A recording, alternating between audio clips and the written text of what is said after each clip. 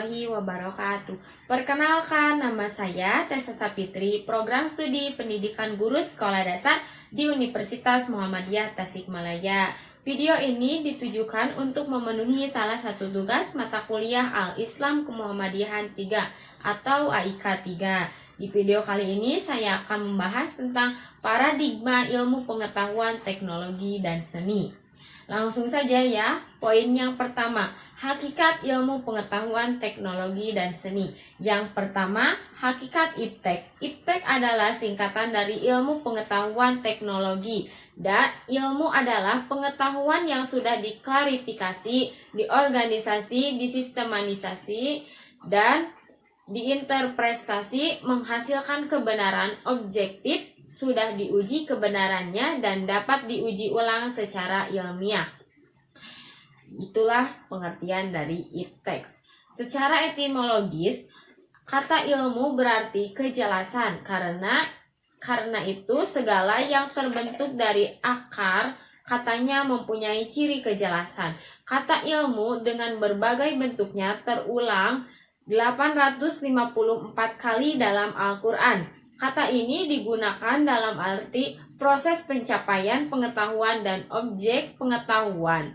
Setiap ilmu membatasi diri pada salah satu bidang kajian. Oleh sebab itu, seseorang yang memperdalam ilmu-ilmu tertentu disebut sebagai spesialis. Dari sudut pandang filsafat, ilmu lebih khusus dibandingkan dengan pengetahuan. Ilmu pengetahuan atau sains adalah pengetahuan tentang gejala alam yang diperoleh melalui proses yang disebut metode ilmiah. Sedangkan teknologi adalah ilmu pengetahuan dan keterampilan yang merupakan penerapan ilmu pengetahuan dalam kehidupan manusia sehari-hari. Jadi, ilmu pengetahuan atau sains adalah himpunan pengetahuan manusia yang dikumpulkan melalui proses pengkajian dan dapat dilihat atau dapat diterima oleh akal. Dengan kata lain, sains dapat didefinisikan sebagai pengetahuan yang sudah sistematis.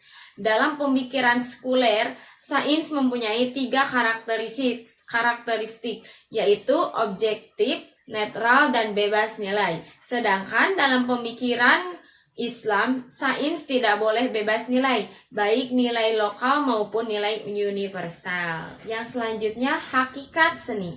Seni berasal dari kata sani, yang berarti pemujaan, persembahan, dan pelayanan. Kata tersebut berkaitan erat dengan upacara keagamaan yang disebut kesenian. Menurut Padma Puspita, kata seni berasal dari bahasa Belanda, geni, dalam bahasa Latin disebut genius, artinya kemampuan luar biasa yang dibawa sejak lahir. Dalam Ensiklopedia Indonesia, seni diartikan sebagai penjelmaan rasa indah yang terkandung dalam jiwa manusia, dilahirkan dengan perantaraan alat komunikasi ke dalam bentuk yang dapat dilengkapi oleh indera pendengaran atau seni suara, penglihatan atau seni lukis, atau dilahirkan dengan perantaraan gerak atau seni tari dan drama. Berbicara mengenai seni, identik dengan istilah estetika, yaitu cabang filsafat yang berurusan dengan keindahan. Entah menurut realisasinya, entah menurut pandangan subjektif. Dengan demikian dapat disimpulkan bahwa seni identik dengan rasa yang timbulnya dari dalam jiwa.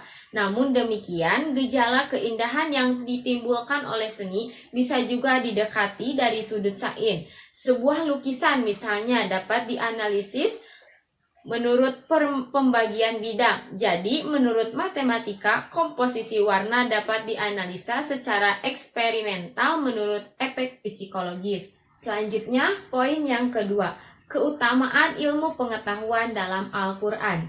Ayat Al-Quran yang pertama diturunkan kepada Rasulullah menunjukkan pada keutamaan ilmu pengetahuan, yaitu dengan memerintahkannya membaca sebagai kunci ilmu pengetahuan dan menyebut kalam sebagai alat transformasi ilmu pengetahuan.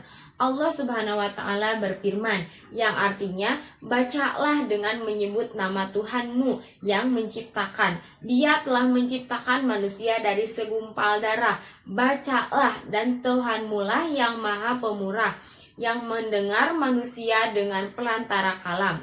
Dia mengajarkan manusia apa yang tidak diketahuinya. Quran Surat Al-Alaq ayat 1-5.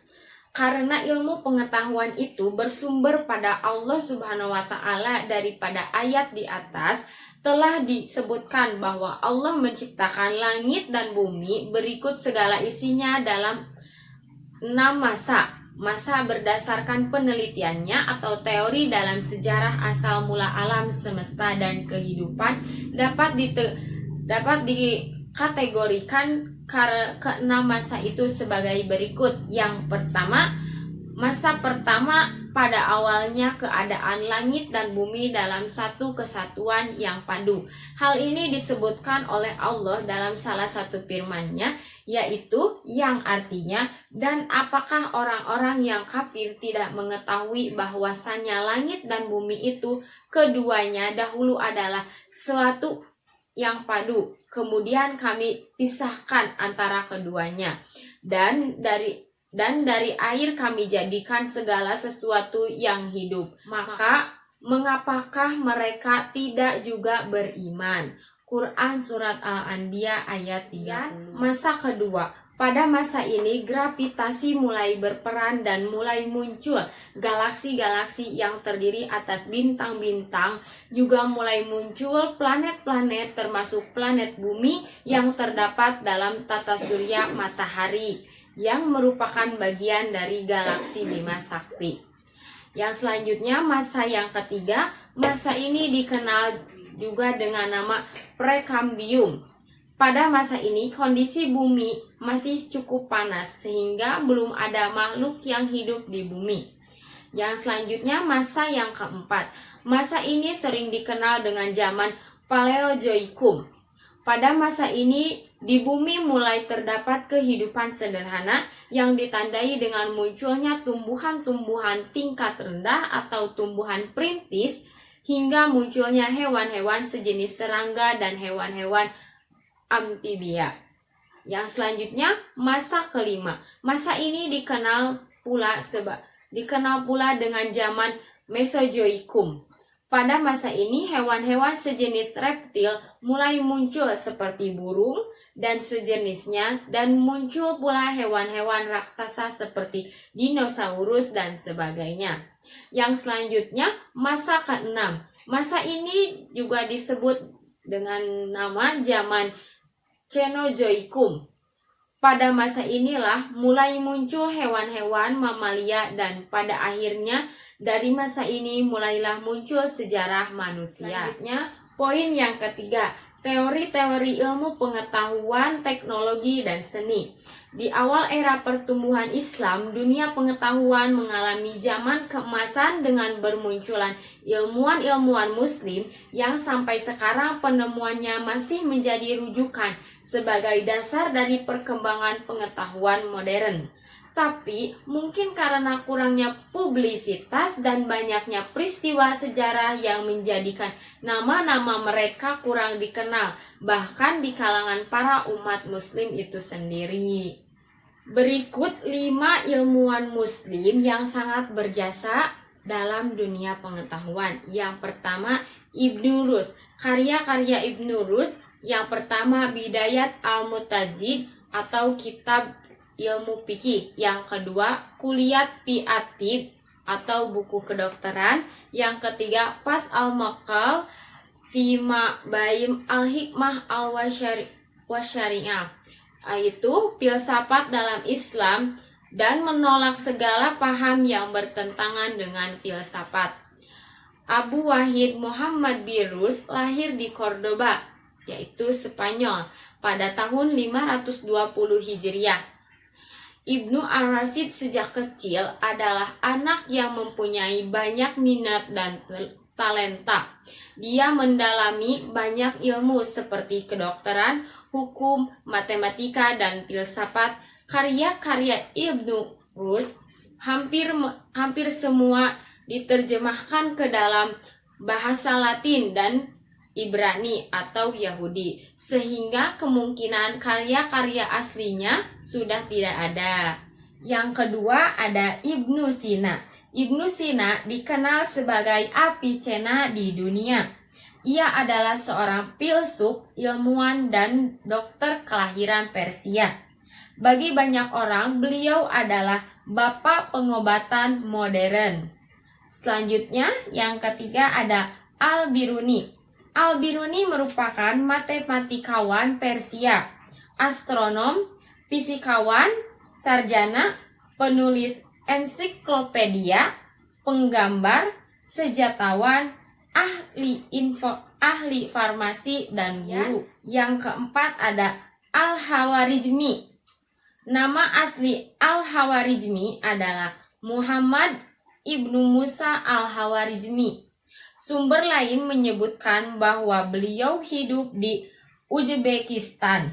Beliau adalah tokoh yang berpengetahuan luas dalam bidang falsafah, logika, aritmatematika, geometri, musik, ilmu hitung, sejarah Islam, dan kimia. Yang selanjutnya, yang kelima, Jabir Ibnu Hayyan atau Ibnu Geber. Lahir di kota peradaban Islam klasik, Jabir dijuluki Bapak Kimia Modern. Jabir banyak menemukan teori-teori tentang ilmu kimia. Yang keempat, ayat Al-Quran dan hadis yang relevan. Dalam Al-Quran, salah satu etika dalam mencari ilmu seperti yang telah diterangkan dalam Al-Quran adalah tidak boleh puas setelah sampai pada batas tertentu jenjang ilmu pengetahuan, karena ilmu pengetahuan ibarat lautan yang tidak bertepi dan tidak pula berbatas. Sejauh manapun manusia meraih ilmu pengetahuan, ia harus terus menambahnya dan ia tidak akan mungkin sampai pada batas kepuasan. Dalam hal ini Allah telah mengajarkan Rasulullah dengan firman-Nya yang artinya, maka maha tinggi Allah, Raja yang sebenar-benarnya, dan janganlah kamu tergesa-gesa membaca Al-Quran sebelum disempurnakan mewahyukannya kepadamu. Dan katakanlah, ya Tuhanku, tambahkanlah kepadaku ilmu pengetahuan. Ilmu harus dicari dari sumbernya yang asli. Ia harus didatangi walaupun jauh tempatnya dan susah ditempuh. Dalam Al-Quran telah dikisahkan tentang seseorang yang berusaha payah menempuh jarak yang sangat jauh hanya untuk menemui orang lain yang memiliki ilmu yang tidak dimilikinya. Dia adalah Nabi Musa alaihi salam. Nabi Musa telah menempuh perjalanan yang sangat jauh tanpa kendaraan di tengah luasnya gurun pasir. Salah satu imbauan Al-Quran dalam dunia ilmu pengetahuan adalah manusia diwajibkan belajar kepada siapa saja yang mempunyai ilmu dan bermanfaat bagi hidupnya di dunia maupun di akhirat kelak. Sekalipun ia lebih muda umurnya dan lebih rendah derajatnya, bahkan kita bisa belajar dari binatang sekalipun. Misalnya kisah dalam Al-Quran tentang seseorang yang belajar kepada burung gagak. Sekian yang dapat saya sampaikan mengenai paradigma ilmu pengetahuan, teknologi, dan seni. Mohon maaf apabila masih banyak kekurangannya. Wassalamualaikum warahmatullahi wabarakatuh.